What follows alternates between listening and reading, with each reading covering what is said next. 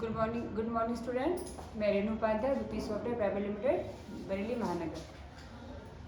आज मैं फिर से आपके सामने आप क्लास में कुछ चीज़ें लेकर आई हूँ जो मैं आप लोगों को आज फिर से कुछ नया बताने की कोशिश करूँगी और उम्मीद करती हूँ कि जो मैं आज आप लोगों को क्लास में बताने जा रही हूँ वो आप लोगों के लिए काफ़ी फ़ायदेमंद रहेगा। क्योंकि अभी तक जो हम लोगों ने क्लासेस जो ली थी हम लोगों ने ली थी प्रिपरेशन फॉर स्टिचिंग, मतलब स्टिचिंग से पहले क्या तैयारियां रहती हैं, स्टिचिंग करते टाइम हमें अपने लिए क्या सेफ्टी रखनी चाहिए, क्या तैयारियां रहती हैं और हमको किन किन इक्विपमेंट्स की नीड होती है और क्या क्या इक्विपमेंट्स किस तरीके से यूज़ होता है, ये सारी चीज़ें हमने अभी की आज तक की जो क्लासेस में इससे काफ़ी चीज़ें हमने आपको ऑपरेशन फॉर स्टिचिंग में बताया था। अब मैं बात करूँगी थोड़ा सा कि जो हम वर्क करते हैं, जो मैंने अभी सारी चीज़ें बताई उस चीज़ को, इसे जो मैंने क्लासेस अभी की चीज़ें बताई कि आपको उन चीज़ों को करने के लिए आप अकेले तो वर्क, हम लोग इंडस्ट्री में वर्क कभी भी अकेले नहीं करते हैं, तो वहाँ पे हमारी बहुत बड़ी टीम होती है। तो टीम वर्क क्या है आखिर गारमेंट सेक्टर में टीम वर्क का क्या योगदान है, कह सकते हैं हम लोग कि टीम वर्क में जो गारमेंट का जो हम काम कर रहे हैं, इंडस्ट्री में मिलकर जो हम लोग काम कर रहे हैं, जो वर्क कर रहे हैं, उस काम को हम कैसे एक साथ मिलजुल कर टीम वर्क में एक साथ होकर किस तरीके से हम लोग वर्क कर सकते हैं। कहने का मतलब कि समूह बनाकर कार्य करना। हम समूह बनाकर कार्य को कैसे कर सकते हैं, गारमेंट सेक्टर में समूह बनाकर कार्य हम किस तरीके से करते हैं, इससे हमारे कार्य को किस तरह से फायदा होता है, ये सारी चीजें हम आज के टॉपिक में थोड़ा सा डिस्कस करेंगे। समूह बनाकर कार्य करना कितना जरूरी है। Team work in garment industry, team work का गारमेंट इंडस्ट्री में क्या योगदान है। हम बात करेंगे आज जो हम समूह बना के जो वर्क किसी इवेंट के, बल्कि हम ये भी कह सकते हैं कि हर किसी क्षेत्र में टीम वर्क का कितना बड़ा योगदान। वैसे तो गारमेंट इंडस्ट्री की बात नहीं करेंगे, हम करेंगे टीम वर्क की बात, फिर करेंगे हम गारमेंट इंडस्ट्री की बात। तो टीम वर्क एक कहने के लिए चाहिए कि टीम वर्क एक ऐसा प्रोसेस है जिससे हमारा वर्क बहुत अच्छे से आगे बढ़ता है। ठीक है। और अब हम अगर गारमेंट सेक्टर की बात करें हम, तो गारमेंट सेक्टर में अगर हम लोग को अच्छी क्वालिटी देनी है, अच्छी गुणवत्ता देनी, अच्छी क्वालिटी देनी है, तो प्रोडक्ट को हमें अच्छे से अच्छा बनाना है, तो उसके लिए हमें टीम वर्क की बड़ी ज़रूरत होती है। आपस में मिलजुल कर काम करना, आपस में एक अच्छा समावेश बनाना, एक अच्छा संबंध स्थापित करना, मिलजुल कर काम करना हम लोग क्या कहलाता है, टीम वर्क। क्या कहते हैं हम उसको, टीम वर्क। कपड़ा उद्योग में टीम वर्क का क्या महत्व है ना। कपड़ा उद्योग में टीम वर्क का क्या महत्व है, क्या रिलेशनशिप आपस में, अगर हमारे टीम वर्क में हम अच्छे टीम वर्क के साथ काम करते हैं तो हमारे आपस में रिलेशन बहुत ही अच्छे बनते हैं। टीम वर्क हम तभी कर सकते हैं जब हमारे आपस में रिलेशन अच्छे होते हैं। मिलजुल के काम करने से हमारा काम हमेशा आगे ही बढ़ता है।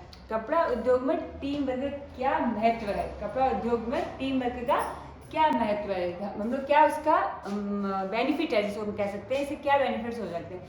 सबसे पहले हम लोग करेंगे समय की बचत। बात करते हैं समय की बचत की।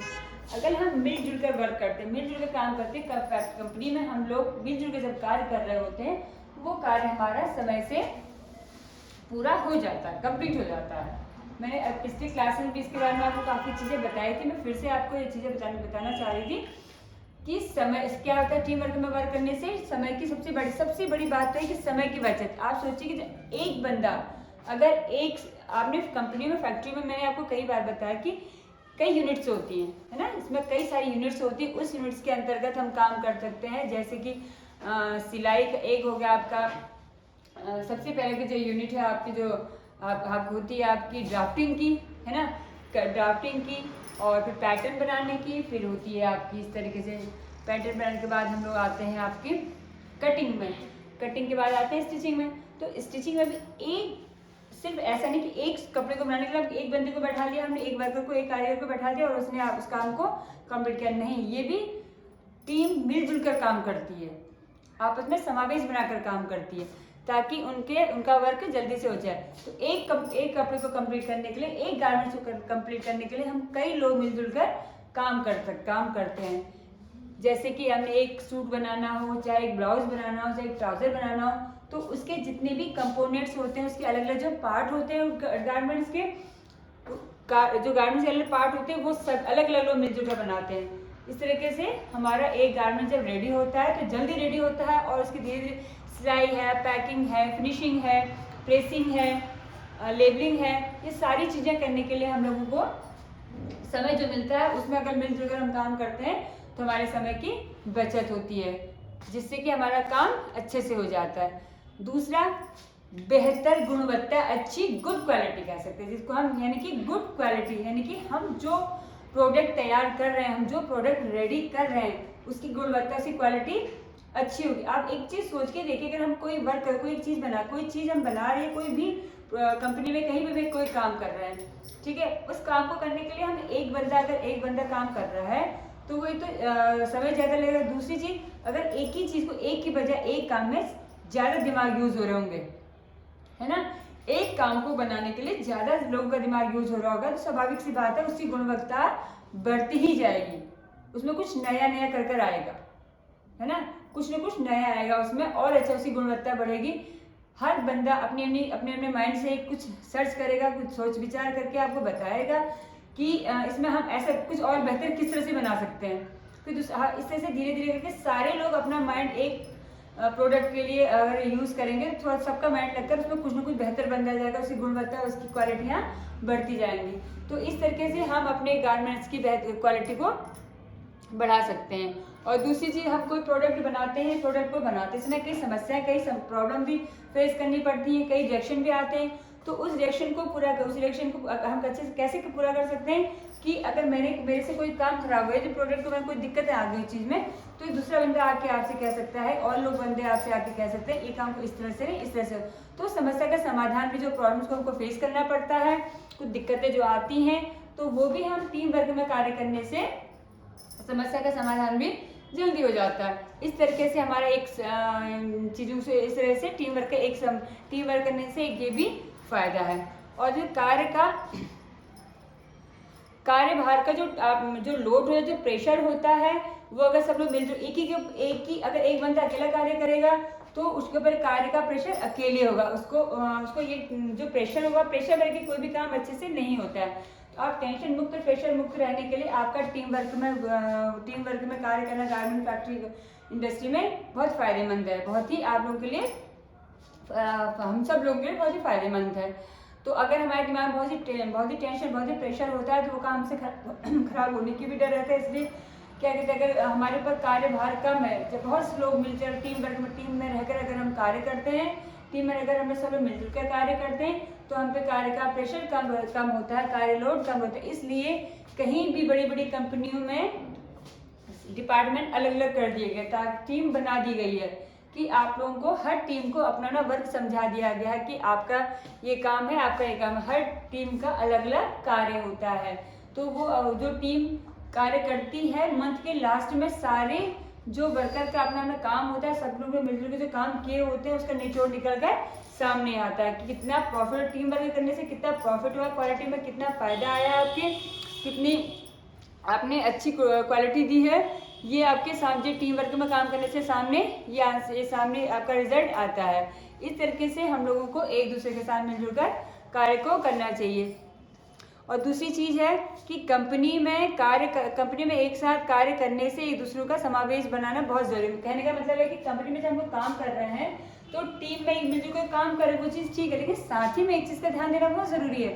ध्यान देना ये ज़रूरी है कि टीम वर्क एक अलग चीज़ है, टीम वर्क प्रेशर वाला टीम वर्क नहीं होना चाहिए कि हमारा एक जगह काम कर रहे हैं तो हमको एक साथ मिलजुल कर काम करने को बोला गया, नहीं, ऐसा दिमाग में लेकर नहीं चलना। आपको आपस में एक दूसरे की सहमति बना के चलना है, आप लोगों को एक दूसरे की बात को समावेश बना के चलना है कि हम लोग को मिलजुल के कार्य करेंगे, हमारे अंदर मिलजुल कर कार्य करने से हमारा कार्य अच्छे से अच्छा हो, ये हमारे माइंड में होना चाहिए।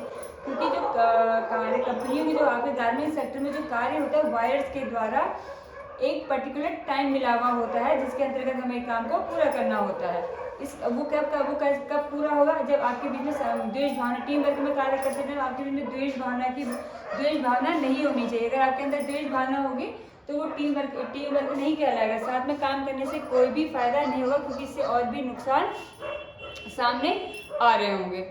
तो इस तरीके से हम लोगों को टीम वर्क करते समय अपना जो भी ध्यान है, जो भी अपनी मित्रता है, वो भी बना के चलना चाहिए। फ्रेंडलीनेस का भी हमको इसमें इस्तेमाल करना है। टीम वर्क में काम करने से हम लोगों को फ्रेंडलीनेस का भी इस्तेमाल करना चाहिए, क्योंकि हमारा टीम वर्क का मतलब ये नहीं है कि सिर्फ एक साथ मिलकर काम करना। टीम वर्क का मतलब होता है कि एक दूसरे का हर जगह सहयोग करना, एक दूसरे का हर जगह साथ देना। अगर किसी के साथ कभी भी कोई परेशानी, कोई दिक्कत आती है, और कभी कभी देखिए टीम वर्क में एक भी चीज़ें हैं, जैसे हमारा काम बटा हुआ है कंपनी में, फैक्ट्री में, आपका हर किसी का एक काम बटा हुआ होता है ना। तो कभी कभी किसी के साथ कोई इश्यूज हो जाते हैं, आपके पार्टनर के साथ कोई दिक्कत, कोई परेशानी आ जाती है, तो वहाँ पे आपको क्या करना चाहिए, आपको अपने पार्टनर, अपना टीम जो आपके साथ में टीम के जो कर्मचारी हैं, उन सबका उसको सपोर्ट करना चाहिए। उसका कोई दिक्कत आए तो कोई बात नहीं, अगर आपके पास समय है तो आप उसकी हेल्प कर सकते हो टीम वर्क में।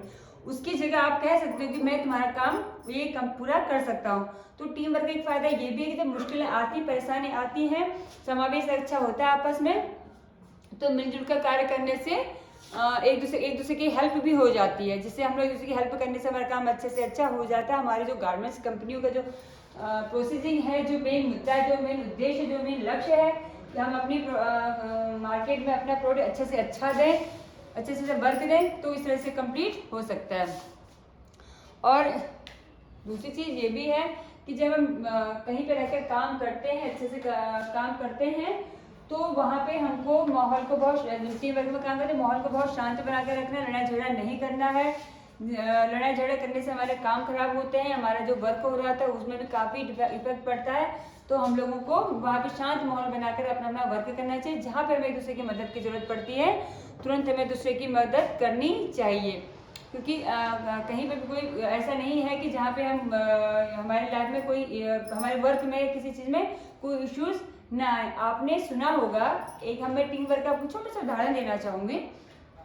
आपने सुना होगा कि जहाँ पे एक लकड़ी होती है, उसे हम इजीली काट देते हैं, तोड़ देते हैं, मतलब हमने एक लकड़ी ली, उसे हमने इजीली तोड़ दिया, वो एक बार में। लेकिन आप बहुत सारे अगर लकड़ियों का एक गट्ठा बनाते, गांठ बना लेते, गट्ठा बना लेते, तो क्या वो आपसे टूट जाएगा? स्वाभाविक सी बात है कि वो आपसे नहीं टूटे। क्यों? क्योंकि एकजुटता में बहुत ही ताकत होती है, बहुत ही यानी कि एकजुटता में, टीम वर्क में कह सकते हैं, एकजुटता में बहुत ही ताकत होती है। ये चीजें आप लोगों को ध्यान देने की बहुत ही जरूरी चीज है कि टीम वर्क का गारमेंट फैक्ट्री में हो, चाहे किसी भी इंडस्ट्री में हो, टीम वर्क का बहुत ही फायदेमंद। क्लास में हो, जैसे हम लोग एजुकेशन एरिया में भी होते हैं, वहाँ पे स्टडी भी हो रही होती है, तो स्टडी भी हम एक बोलते हैं ना कि मिलजुल के वर्क करने, मिलजुल के स्टडी करने से आपने जो स्टडी करी, फिर दूसरे को बताया, दूसरे ने स्टडी करी, तीसरे को बताया, तो ग्रुप डिस्कस क्या होता है, टीम वर्क के टाइम में जो ग्रुप डिस्कस होता है वो टीम वर्क टाइम में होता है। तो हम जितना मुझे आया मैंने उसको बताया, जो उसने बताया, इस तरह से टीम वर्क में अपना अपना जो ज्ञान होता है एक दूसरे को बांटते हैं। तो इसी तरह से हम लोगों को टीम वर्क में मिलजुल कर कार्य करना चाहिए, जिससे हमारा कार्य प्रोसेसिंग अच्छे से चलती रही। जो हमारे कार्य का जो प्रोसेस है टीम वर्क में, हमारे वर्क को, हमारे कार्य को, हमारी इंडस्ट्री को आगे बढ़ाने के लिए टीम वर्क का आपस में समावेश बहुत ही अच्छा है। तो इस तरीके से हम अपना कार्य अच्छे से आगे बढ़ा सकते हैं, है ना। ये मैंने आज जो आपको बताया, गारमेंट फैक्ट्री में या गारमेंट इंडस्ट्री में हम लोगों को टीम वर्क की क्या महत्वता है, टीम वर्क आखिर है क्या, टीम वर्क का वस्त्र उद्योग में क्या फायदे हैं, ये सारी चीज़ें मैंने आज आपको बताई। और अब मैं थोड़ा सा आपसे बात करूँगी इस स्पेसिफिकेशन शीट्स के बारे में। ये एक हम बोल सकते हैं कि एक ऐसा डॉक्यूमेंट है, ये मैंने हालांकि आपको इससे पहले भी मैं आपको क्लास में बता चुकी हूँ इसके बारे में, आपको काफ़ी चीज़ें इसके बारे में बता चुकी हूँ मैं इसके बारे में, लेकिन मैं फिर से थोड़ा सा और आपको बताने की कोशिश कर रही हूँ। इसमें थोड़ा सा मैं और बढ़ा के बताऊँगी, कुछ चीज़ें और ज़्यादा बताऊँगी मैं आपको। एक ऐसा डॉक्यूमेंट होता है जिससे गारमेंट मतलब गारमेंट की पूरी डिटेल होती है, एक तरह हम कह सकते हैं गारमेंट्स के बारे में पूरी डिटेल होती है कि वायर्स हमसे क्या नीड रखता है, क्या हमसे नीड है, क्या आवश्यकता है, वो सारी चीज़ें हमें इस चीज़ से पता चलती है। हम ये कह सकते हैं कि एक ऐसा डॉक्यूमेंट है जिसमें गारमेंट से जुड़े सारे जो डिटेल्स होते हैं, सारे जो टेक्निकल डिटेल्स जो होते हैं वो सारे इसमें हमको पता चलते हैं। क्या टेक्निकल डिटेल जो होते हैं हम लोग को सारे स्पेक शीट से ही पता चलती है, ठीक है। तो हम यानी कि हमें अपने गारमेंट, जो हमने कपड़ा बनाया, जो हमने गारमेंट किया, उसको अलग अलग भागों में विभाजित करके हमें उसके बारे में बताना है आपको कि जो हमें स्पेसिफिक शीट्स का मतलब क्या होता है कि हमने जो गारमेंट बनाया है उसके हर भाग के बारे में आपको टेक्निकल डिटेल जो है उसकी आपको इससे पता चलती है कि हमने इसमें कौन सी सीम का प्रयोग किया है, कौन सी स्टिच का प्रयोग किया है। जैसे हम बोल सकते हैं कि हमें गारमेंट्स की डिटेल इसी से मिलती है, स्पेसिफिकेशन शीट से हमें गारमेंट्स की डिटेल पता चलती है। ठीक है, कि इसमें हमको जो हमने अपनी गारमेंट की जो कंपोनेंट्स का जो विभाजन जो किया है उसमें कौन सी सीम लगी है, उसके बारे में कौन सा फैब्रिक लगा, कौन सा कलर का सीम लगा, सारी चीज़ें उसमें पता चलती हैं। ठीक है, और दूसरा आता है आपका स्टिच स्टाइल। स्टिच स्टाइल का मतलब होता है कि हमने इसमें कौन सी स्टिच का इस्तेमाल करना है, कौन सी लव सीम के इस्तेमाल करना है या किस तरह से, ये सारी चीज़ें इसके अंतर्गत आती हैं, यानी स्टिच स्टाइल के अंतर्गत ये सारी चीज़ें आती हैं। और इसमें सीम अलाउंस, थर्ड आता है आपका सीम अलाउंस, मतलब कि हमें स्टिच करते समय सीम लगाते टाइम कितना अलाउंस देना है, कितना मार्जिन छोड़ना है, कितना अलाउंस, ये सारी चीज़ें आपको, जैसे कि हमारा कोई गारमेंट है,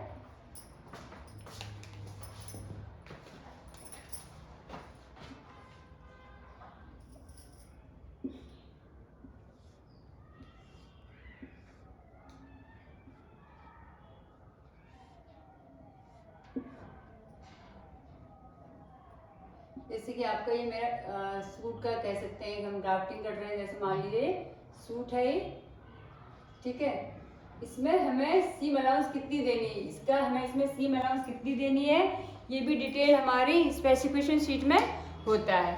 ठीक है, अब इसमें क्वालिटी रिक्वायरमेंट, क्वालिटी की क्या रिक्वायरमेंट है, जो हम गारमेंट बना रहे हैं, जो हम गारमेंट्स को वायर के द्वारा रिक्वायरमेंट जो बना रहे हैं उसकी क्या रिक्वायरमेंट है, उसमें क्या चाहिए क्या नहीं चाहिए, कहाँ पे इसमें हमारे कहाँ पे कफ होनी चाहिए, कहाँ पे हमारी पॉकेट्स होनी चाहिए, कहाँ पे क्या चीज़ होनी चाहिए, इसके बारे में सारी नॉलेज हमको इसमें क्वालिटी, उसमें हमें कौन सी क्वालिटी देनी है, ये कौन सी क्वालिटी की रिक्वायरमेंट हमारी, किस क्वालिटी की रिक्वायरमेंट हमारे गारमेंट्स को है, वो सारी डिटेल भी हमें इसी में मिलती हैं। इसमें और आता है बायर्स की क्या डिमांड होती है, यानी मेन तो इसमें जो है बायर हमसे क्या चाहता है, बायर की हमसे क्या रिक्वायरमेंट है, उसकी क्या डिमांड है, क्योंकि बायर जो होता है वो हमें जितनी भी चीज़ें अपने डिटेल होता है वो हमें टैग पैक में देता है। तो टैग पैक में जो अलग अलग हिस्से में जो बांट दिया जाता है वो ही सारी चीज़ें इसके अंतर्गत आती हैं। तो हमें बायर्स का भी ध्यान देना, बायर की रिक्वायरमेंट क्या है, गारमेंट्स में क्या क्या उसको चाहिए, वो सारी चीज़ें भी हम इसी के अंतर्गत लेकर आते हैं, है ना। तो ये सारी चीज़ें थी जो हम लोग अपने गारमेंट्स को अलग अलग गारमेंट्स के कंपोनेंट्स को अलग अलग हिस्सों में बांटते हैं, तो उसके अंतर्गत क्या क्या रिक्वायरमेंट आती हैं, है ना, उसमें क्या क्या रिक्वायरमेंट आती हैं। जैसे कि हमने बताया ये एक ऐसा डॉक्यूमेंट है जिसमें गारमेंट से जुड़े सारे टेक्निकल जो डिटेल्स हैं वो सारे इस डॉक्यूमेंट के अंतर्गत आता है। एक डॉक्यूमेंट ऐसा है जिसके अंदर टेक्निकल इश्यूज जो होती है वो सारी चीज़ें इसमें डिस्कस होती हैं। और इसमें मैंने बताया था कि गारमेंट्स के मैं फिर से एक बार इसके बारे में आपको बोलूँगी दोबारा से, गारमेंट्स में क्या डिटेल्स है, गारमेंट्स की क्या रिक्वायरमेंट, गारमेंट्स की क्या डिटेल है, वो भी हम इसी के द्वारा पता हमको चल पाता है। इसी डॉक्यूमेंट के द्वारा हमें गारमेंट्स की डिटेल पता चलती है। स्टिच स्टाइल, इसमें कौन सी स्टिच लगेंगी, स्टिच की कौन सी स्टाइल है, ये सारी चीज़ों का भी हमको इसी डॉक्यूमेंट में पता चल पाता है, क्योंकि ये टेक्निकल डिटेल से ही आगे कार्य का प्रोसेसिंग होता है। दूसरी चीज़ आती है सीम अलाउंस। मैंने आपको बताया था इसमें कि डायग्राम में मैंने आपको बताया कि सीम अलाउंस क्या है, सीम अलाउंस कितनी लेनी, क्या लेनी है, ये सारी चीज़ें सीम अलाउंस। अगर हम एक पॉकेट बना रहे हैं, पॉकेट की सीम अलाउंस कितनी होगी, हम कोई शर्ट्स में और भी कोई चीज़ें, कोई पार्ट हम अगर अटैच कर रहे हैं तो किसी में सारी चीज़ें उसके सीम अलाउंस में ही इसी से ही पता चलता है, वो हम इसमें डिटेल को मेंशन करते हैं। बायर की फिर से बताऊंगी आपको, क्वालिटी की रिक्वायरमेंट, क्वालिटी की क्या रिक्वायरमेंट है, क्वालिटी हमसे क्या, बायर को हमसे क्या क्वालिटी चाहिए, ये सारी चीज़ों का भी इसी डॉक्यूमेंट के द्वारा पता चलता है, बायर के हमसे क्या रिक्वायरमेंट है। अब हम थोड़ा सा बात करेंगे हेल्थ, सेफ्टी एंड हाइजीन, यानी कि हेल्थ में जो इसमें आपको भी पहले ये चीज़ें क्लासेस में मैं आपको बता चुकी हूँ, इसके बारे में भी हमें हेल्थ इश्यूज जो आते हैं और जो हमारे इसे बचाव के किस तरीके से बचाव करना चाहिए हमें अपने हेल्थ में जो इश्यूज होते हैं स्टिचिंग के टाइम पे, गारमेंट स्टिच करें फैक्ट्री में, कंपनी में, तो उससे भी हमें बचाव अपने आप किस तरह से करना है वो भी हमारे इसके अंदर इसमें आता है। ठीक है, एक तरह से हम कह सकते हैं कि क्या हम बात करते हैं टीम वर्क की, हम जो बात कर रहे थे टीम वर्क की बात कर रहे थे। तो जब कई इश्यूज ऐसे होते हैं, हेल्थ की प्रॉब्लम ऐसी आ जाती है, किसी कंपनी में किसी फैक्ट्री में हम लोग काम कर रहे हैं, वो वर्क कर रहे हैं हम लोग, तो उसके वर्क करते टाइम जब कोई ऐसी दिक्कत है, कोई परेशानी का हमने सामना, कहीं कोई कट जा रहा है, कोई घाव लग जाए, कोई आग लग रही है अचानक से, कई ऐसे समस्याएं अचानक से आ जाती हैं जिसका हमको समाधान करना होता है। तो वहां पर भी हम लोग को क्या एक दूसरे को छोड़ के भागना या उसका सपोर्ट में करना, ये सारी चीजें भी नहीं होनी चाहिए। हमें तुरंत एक दूसरे के साथ जो भी समस्याओं में घिरा, जिसके साथ भी जो दिक्कतें आ रही हैं, या कोई कंपनी में कार्य करते करते कभी मशीन्स में हाथ आ जाते हैं, या कभी कभी क्या होता है कि हमारे हाथों में सीजर लगने की वजह से कट लग जाता है, इस तरह से कई सारे इश्यूज होते हैं, कभी भी बहुत बड़े बड़े इश्यूज भी हो जाते हैं जिसका निवारण करना बहुत ही मुश्किल होता है। कि प्राथमिक चिकित्सा से पहले हमारा जो टीम वर्क होता है, जो हमारे साथ जो टीम होती है वो ही हमारा सपोर्ट करती है, वही हमारा साथ देती है। तो हमें साथ देती है कि साथ साथ साथ देना चाहिए, कहना कम कह सकते हैं कि हमें साथ देना चाहिए। तो जब वहाँ पे कोई ऐसी दिक्कत आ जाती है, जब हमारी चिकित्सा हमारे सामने आती है, कोई प्राथमिक चिकित्सा से पहले सबसे पहले जो हमारे साथ टीम हमारे साथ वर्क कर रही है वो ही हमारा सपोर्ट करती है, वही हमारे सीनियर तक हमारी बात को पहुंचाती है कि ये सारी दिक्कत हो गई है। तो तब जाके हमारा सीनियर या हमारे मैनेजर जो भी हमारे पास आते हैं वो उसका प्राथमिक चिकित्सा शुरू करते हैं। उसके बाद वो हॉस्पिटलाइज, अगर हॉस्पिटलाइज वाला केस होता है उसको हॉस्पिटल ले जाया जाता है, जो फिर वहाँ की चिकित्सा दी जाती है। तो मेरे कहने का मतलब ये है कि सबसे पहले तो हमको अपनी सेफ्टी, हमारे सेफ्टी जो है, हमको खुद अपनी सेफ्टी का ध्यान देना चाहिए।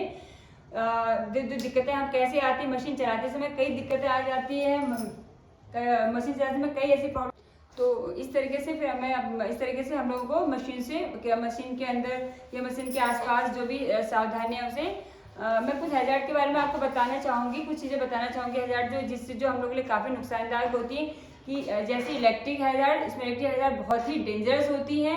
ये आपको पता है कि इस तरीके जो है आपको पता होनी चाहिए किस तरह से हम इसको सेफ्टी कर सकते हैं। जैसे मशीन में बैठ रहे हैं, मशीन में कभी जो इलेक्ट्रिक मशीनें होती हैं, हम लोग इंडस्ट्री में इलेक्ट्रिक मशीन का ही इस्तेमाल करते हैं, इलेक्ट्रिक मशीन का ही यूज़ करते हैं। तो वहाँ पे हमें सेफ्टी क्या करनी चाहिए, हम मशीन में एकदम से आ रहे हैं तो हमारे पैरों में स्लीपर नहीं है या गीले नंगे पैर से कभी भी हमें मशीन पे नहीं बैठना चाहिए, क्योंकि अगर एकदम से मशीन में बैठ जाते हैं और पैर नंगे होते हैं, हम गीले होते हैं, तो हमें इलेक्ट्रिक शॉक लगने का बहुत ही ज़्यादा डेंजर हो सकता है हमारे लिए, कि एकदम से हम ऐसे बैठ जा रहे हैं। ये कई बार ऐसे फैक्ट्री में, कंपनियों में प्रॉब्लम्स फेस करनी पड़ जाती है हम लोग को वहाँ पे, कि हम इलेक्ट्रॉनिक चीज़ों को, कभी बोर्ड भी होते हैं, कभी बोर्ड की कोई तार वगैरह जो होते हैं वो लूज हो रहे होते हैं, वो हमको पता नहीं भी चल पाते हैं।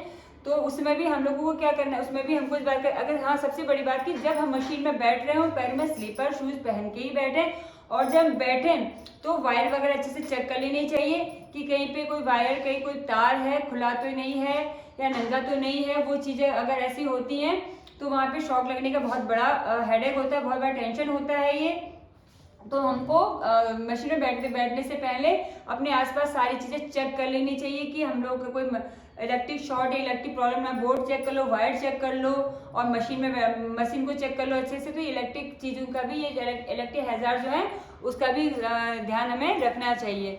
दूसरा है इस तरीके से हमारे हम कह सकते हैं हैजार्ड, केमिकल हैजार्ड। तो केमिकल हैजार्ड भी बहुत ही नुकसानदायक कह सकते हैं, बहुत ज़्यादा डेंजरस हो सकता है। वो कैसे कि जैसे हम गारमेंट फैक्ट्री में, कंपनियों में हम कोई वर्क कर रहे हैं, कोई काम कर रहे हैं, तो क्या कहते हैं हम जो फैब्रिक्स में कोई स्पॉट लग जाता है, काम करते करते एकदम से कोई स्पॉट लग जाता है, जैसे ग्रीस वगैरह होता है वो लग जाता है, या ऑयलिंग की कोई चीज़ें होती है वो लग जाती हैं, तो हमें वो क्लीन करना है, वो साफ करना है। क्योंकि अगर हम उसको नहीं करेंगे तो वो गारमेंट्स हमारा बेकार हो गया, वेस्टेड हो गया।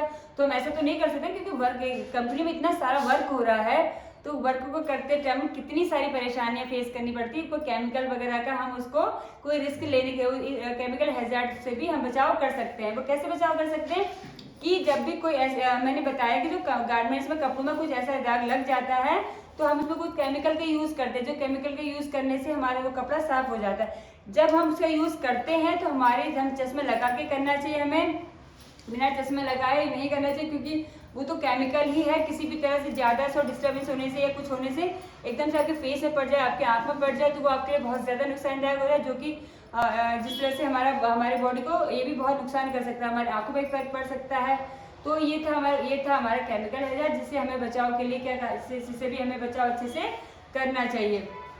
इसका ध्यान रखना चाहिए हमें कि हमें ये चीज़ें का यूज़ करने से पहले और पीपी किट का यूज़ करना चाहिए। अपने बाल खुले कभी नहीं, स्टिचिंग करते टाइम कभी भी अपने बाल को नहीं खोलना चाहिए, बाल को हमेशा बंद करके रखना चाहिए।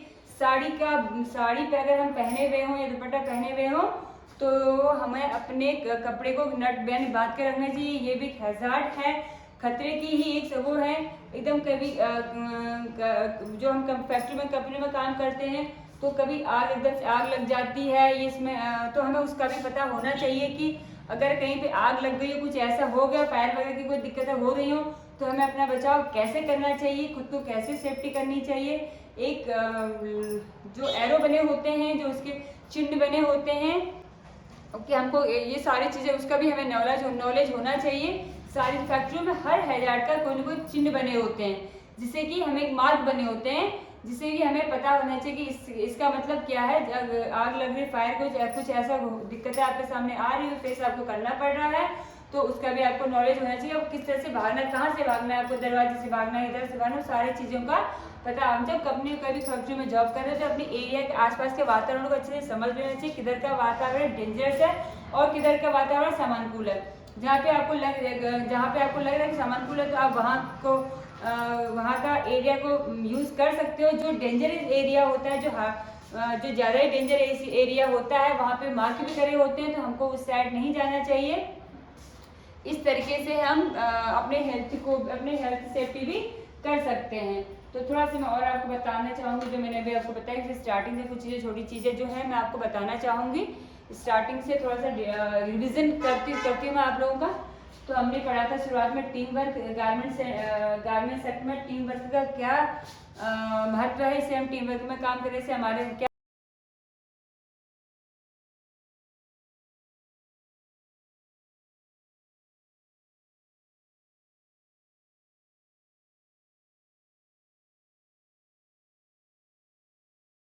लोग वर्क को आगे करते रहते हैं। तो हमें टीम वर्क का महत्व, टीम वर्क का बेनिफिट मैं आप लोगों को बता रही थी। तो इस तरीके से हम लोग एक हम लोग होते हैं समावेश का मतलब होता है कि सहमति से कार्य करना। एक दूसरे को एक होता है कि स्ट्रेस में रखे कि नहीं, टीम वर्क है तो हमें करना ही करना, साथ में हमें करना नहीं, ऐसे काम आपको नहीं करना। टीम वर्क में काम करने का मतलब होता है समावेश में रहकर काम करना, यानी कि सहमति, एक दूसरे की सहमति होनी बहुत ही ज़रूरी है। यानी कि हम किसी के साथ जो भी हेल्प कर रहे हैं या साथ दे रहे हैं, कोई वर्क कर रहे हैं, तो स्ट्रेस में ना रह करके एक दूसरे की सहमति के साथ वो सब काम हम लोग करते हैं। ठीक है ना। तो ये चीज़ें थी हमारी, जो मिलजुल कर काम करने का, जो एक साथ काम करने का, मिलजुल कर काम करने का जो टाइम था, जो ये चीज़ें हैं हमारे टाइम वर्किंग के साथ साथ हो जाता है। गारमेंट इंडस्ट्री में टीम वर्क का जो महत्व था मैंने आपको बताई है, जो चीज़ें मैंने आज आपको समझाई हैं। आई होप कि जब हम कहीं काम करेंगे तो इन चीज़ों का जो चीज़ें मैंने बताई हैं उसका सदुपयोग करने की कोशिश करेंगे, जानने की कोशिश करेंगे, टीम वर्क में साथ में मिलजुल कर काम करने की पूरी तरह से हम लोग कोशिश करेंगे। तो मैं और थोड़ा सा बताती हूँ कि हेल्थ इश्यूज़ के बारे में मैंने आपको बता दीजिए ना, हैज़ार्ड के बारे में। अगर कहीं भी हम साथ में बैठ कर वर्क करते हैं, तो अगर कहीं भी हम वर्क कर रहे हैं तो वर्क की सेफ्टी भी मैंने अभी आपको बताया थी कि मशीन में अगर हम कार्य करते हैं, हम बैठते हैं, तो इलेक्ट्रिक हैज़ार्ड से हमें सेफ्टी रखनी चाहिए। केमिकल हैज़ार्ड जो होते हैं उससे हमें सेफ्टी रखनी चाहिए। दूसरी चीज़, थर्ड चीज़ मैं आपको बताऊँगी, अगर हम स्टिचिंग के लिए रह के कंपनी में कहीं भी किसी के बैठ रहे होते हैं, तो हमको हमारा जो पॉस्चर, जो बैठने का जो पॉस्चर, एक तरह से हम कह सकते हैं उठने का, बैठने का एक पॉस्चर, तो काम के टाइम, वर्क के टाइम में पॉस्चर होता है हमारा काम करने का। तो पॉस्चर हमारा कैसा होना चाहिए, क्योंकि कभी कभी किसी तरीके से बैठने से हमारे बैकबोन में पेन होने लगता है, किसी समय हमारे हाथों में पेन होने लगता है। तो इस तरीके से हम लोगों को इन चीज़ों का भी ध्यान रखने की ज़रूरत होती है। तो जहाँ पे हम बैठ रहे हैं, जो हमारा बैठने का एरिया है, काम करने का जो एरिया है, वो भी हमारे बॉडी के अनुकूल होना चाहिए कि हम जिस तरह का हम कार्य कर रहे हैं, हमारे बॉडी को पेन ना हो, हमारे बॉडी में कोई दिक्कतें ना आए। क्योंकि जो वर्क हम कर रहे हैं, हमें डेली यूज में, डेली शेड्यूल में वो काम करना होता है। तो अगर हमारे बॉडी को दिक्कत हो रही है, काम करने में दिक्कत हो रही है, हमारे बैठने उठने से कोई दिक्कत हो रही है, तो हमें उस बात का भी ध्यान रखना बहुत ही ज़रूरी है। क्योंकि कभी कभी क्या होता है कि हम बैठ रहे हैं किसी, या हम जैसे कटिंग कर रहे हैं, कटिंग करने के लिए बैठ रहे हैं तो हमारे जो कटिंग का जो टेबल का जो हमारा एरिया है, ऊंचाई है जो हमारे हाइट के हिसाब से होनी चाहिए, हमारे वेस्ट के यहाँ तक ही होनी चाहिए, ताकि हमें कटिंग करने में दिक्कतें ना हो और इतनी ऊंचाई में ना ऊंची जगह ना हो कि हम अगर कटिंग कर रहे हैं, कुछ कर रहे हैं तो हमारे हाथ को इसे कटिंग करने में हाथ में पेन हो रहा हो। तो हमें बॉडी पोस्चर का भी बहुत ज़्यादा ध्यान देना पड़ता है। तो ये जो सारी चीज़ें थी हमें, एक तो आज जो सारी चीज़ें थी हमारी वो थी तो स्टिचिंग प्रोसेसिंग के बारे में। तो स्टिचिंग के जो हम स्टिचिंग करते हैं उससे पहले हमें किस तरह से चीज़ें करनी चाहिए वो सारी चीज़ें बताई मैंने आपको, और साथ ही में मैंने आपको बताया कि टीम वर्क कैसे होता है, और साथ ही मैंने आपको बताया कि गारमेंट्स फैक्ट्री में इंडस्ट्री मिलजुल कर कार्य करने का क्या फ़ायदा है, क्या महत्व, क्या बेनिफिट है। ये सारी चीज़ें मैंने आज के टॉपिक में आपको जो थी सारी चीज़ें मैंने बताई। धन्यवाद।